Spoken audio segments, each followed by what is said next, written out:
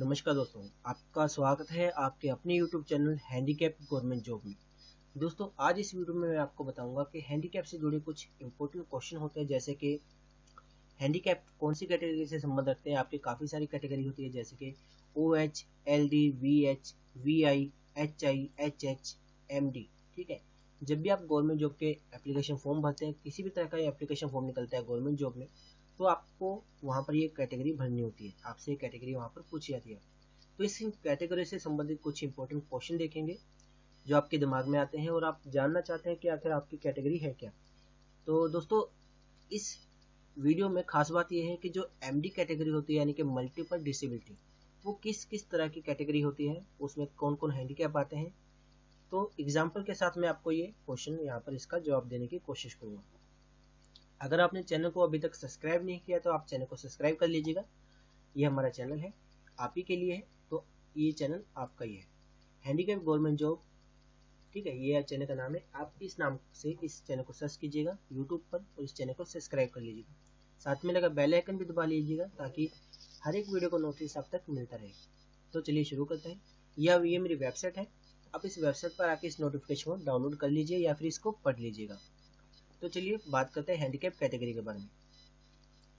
जब भी आप फॉर्म भरते होंगे आपको ये कैटेगरी देखने को जरूर मिलती होगी, LD, OC, OH। तो इसका मतलब क्या होता है? LD का मतलब होता है यहाँ पर लोकोमोटर डिसेबिलिटी, और OC का यहाँ पर मतलब होता है ऑर्थोपेडिकली चैलेंज, और OH का यहाँ पर मतलब होता है ऑर्थोपेडिकली हैंडीकैप। तो दोस्तों ये किस तरह के हैंडीकैप होते हैं? LD, OC, OH ये होते हैं दोस्तों जो जिनके हाथ पैर में प्रॉब्लम हो, जो चल नहीं सकते हो, अपने हाथ से अच्छी तरह से काम ना कर सकते हो, यानी कि ये जो है इसमें मस्कुलर डिसेबिलिटी भी आ जाती है। तो ये दोस्तों इस तरह के हैंडीकैप होते हैं। अगर बात करें इसके और विस्तार से, अगर इसे हम जाने तो यहाँ पर ये ऑप्शन बताई गई है, जैसे कि लोकोमोटर डिसेबिलिटी, यहाँ पर इसके सेरेब्रल पॉलिसी भी इसमें आ जाती है, लेप्रोसिक कार्डियो भी इसमें आ जाते हैं, डवार्फिज्म भी आ जाते हैं, जैसे कि जो बोनी व्यक्ति होते हैं। अगर मान लीजिए कोई एसिड अटैक व्यक्ति है, महिला है, वो भी इसमें आ जाती हैं, और मस्कुलर भी इसमें आ जाते हैं। मान लीजिए जो मसल्स होती है, अगर वो वीकनेस हो, वो भी इस कैटेगरी में आते हैं। तो दोस्तों भारत सरकार के द्वारा इनको कितना % कोटा दिया गया है? इनको 1% कोटा गया है रिजर्वेशन में। अगली जो कैटेगरी है वो है VI या फिर VH की। इसको हम कहेंगे विजुअली इम्पायर्ड या फिर विजुअली हैंडीकैप। इसमें दोस्तों मेनली वो व्यक्ति आते हैं जो ब्लाइंडनेस होते हैं या फिर लो विजन होते हैं। मान लीजिए अगर किसी व्यक्ति को थोड़ा थोड़ा दिखता है, काफ़ी मुश्किल से दिखता है या फिर कम दिखता है, वो इस कैटेगरी में आएगा, या फिर जो इस व्यक्ति को बिल्कुल भी नहीं दिखता वो भी इस कैटेगरी में आएगा। तो इसको जो इस कैटेगरी को दोस्तों भारत सरकार की ओर से 1% कोटा दिया गया है। अगली कैटेगरी है HI या फिर HH, यानी कि हियरिंग इम्पेयर्ड या फिर हियरिंग हैंडीकैप। इस कैटेगरी में दोस्तों वो व्यक्ति आते हैं जो डीफ और हार्ड हियरिंग होते हैं। जैसे कि अगर मान लीजिए किसी व्यक्ति को काफ़ी मुश्किल से सुनाई देता है, ठीक है, वो इस कैटेगरी में आएंगे, या फिर अगर जिस व्यक्ति को बिल्कुल भी सुनाई नहीं देता है वो इस कैटेगरी में आएंगे। तो इनको भी दोस्तों भारत सरकार की ओर से 1% कोटा दिया गया है। अगली कैटेगरी है दोस्तों MD। MD का यहाँ पर मतलब हो जाता है मल्टीपल डिसेबिलिटी, यानी कि मोर देन वन डिसेबिलिटी। यहाँ पर दोस्तों एग्जाम्पल के साथ हम इसे समझते हैं। अगर किसी व्यक्ति को एक से ज़्यादा विकलांगता है तो वो व्यक्ति इस कैटेगरी के अंतर्गत आता है। इन कैटेगरी को भी दोस्तों 1% कोटा जो है भारत सरकार की ओर से दिया गया है। तो इस तरह से जो कुल मिलाकर आपका कोटा हो जाता है वो 4% का कोटा हो जाता है, जो आपको इस वक्त जो है गवर्नमेंट जॉब में दिया जाता है। अब बात करते हैं दोस्तों जो मल्टीपल डिसेबिलिटी होती है, आखिर उसको हम समझे कैसे। तो यहाँ पर मैं आपको बताता हूँ, अच्छी तरह से आप समझिएगा कि जो multiple disability means combination of 2 और मोर डिसेबिलिटी मेंशन बिलो।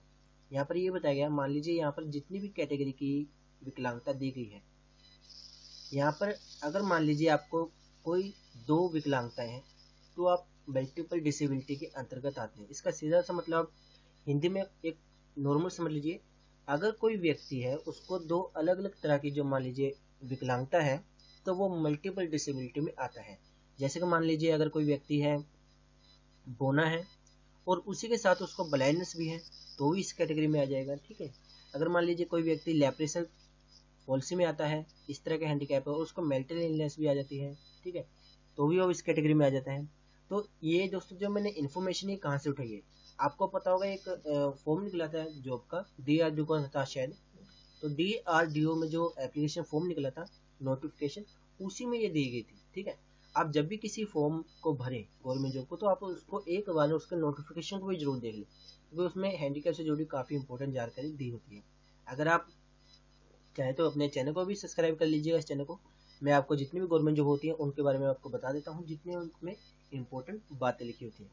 तो दोस्तों ये जो नीचे एग्जाम्पल्स दी गई है ना, ये उस नोटिफिकेशन में दी गई थी, ठीक है। तो इनको मैं आपको पढ़ के बताता हूँ, इनके द्वारा आप समझ पाएंगे कि जो मल्टीपल डिसेबिलिटी होती है उसमें किस किस तरह के हैंडीकैप आते हैं। जैसे कि ब्लाइंडनेस है और उसको हियरिंग इम्पेयर्ड भी है, यानी कि वो देख नहीं सकता और वो सुन भी नहीं सकता। या फिर ऐसे व्यक्ति भी मल्टीपल डिसेबिलिटी में आएंगे जिनको लोकोमोटर डिसेबिलिटी है।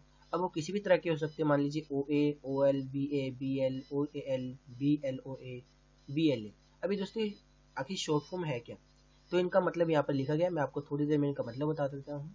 और प्लस उसको सेरेब्रल पल्सी भी है, तो भी वो हैंडीकैप कैटेगरी में आएगा। अगर कोई व्यक्ति मेल्टन इलनेस है और उसको मसल डेस्ट्रोफी है, वो भी इस कैटेगरी में आएगा। अगर मान लीजिए कोई ऑटिज्म प्लस एसिड अटैक है, तो भी इस कैटेगरी में आएगा। Blindness plus specific learning disability, किसी को किसी तरह की जो है लर्निंग में दिक्कत आती है, वो भी इस कैटेगरी में आ जाता है। ब्लाइंडनेस के साथ साथ अगर लेप्रोसी कार्ड है, वो भी इस व्यक्ति जो है इस कैटेगरी में आएगा मल्टीपल डिसेबिलिटी में। डवार्फिज्म, एसिड अटैक भी इस कैटेगरी में आएगा। वन आर्म अफेक्ट और प्लस डवार्फिज्म भी आएंगे। Both leg, one arm plus acid attack भी इस कैटेगरी में आएंगे। तो दोस्तों ये थे कुछ मल्टीपल डिसेबिलिटी के एग्जांपल्स। अब यहाँ पे दोस्तों जी शॉर्ट फॉर्म है वो यहाँ पर लिखी गई है, ठीक है, काफ़ी ज़्यादा है, तो आप इनको एक बार पढ़ जरूर लीजिएगा। इसका लिंक मैंने नीचे डिस्क्रिप्शन बॉक्स में दिया है, वहाँ से आप इनको डाउनलोड कर लीजिए, इस पूरे पेज को, वहाँ पर आप इसको अच्छी तरह से पढ़ पाएंगे और इन क्वेश्चनों को समझ पाएंगे। और अगर दोस्तों आप चाहते हैं कि हिंदी में लिख दूँ, हिंदी में मैं आपके लिए कर दूंगा, आप नीचे कमेंट करके उस पेज के नीचे कमेंट करके बता दीजिएगा, वहाँ पर मैं आपके लिए हिंदी में इसको पेज को टाइप कर दूँगा। तो धन्यवाद दोस्तों, अगर आपको वीडियो अच्छी लगी हो तो अपने दोस्तों के साथ भी इसको शेयर करें और चैनल को सब्सक्राइब करना ना भूलें।